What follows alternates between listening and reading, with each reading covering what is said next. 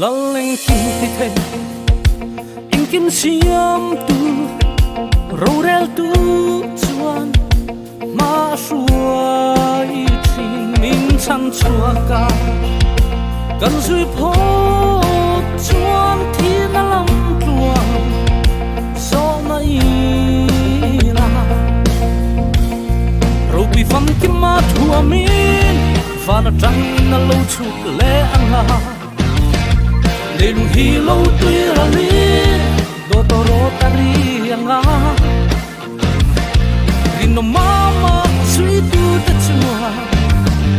rin ta king cha tuam ram lua van la ma an thok chowa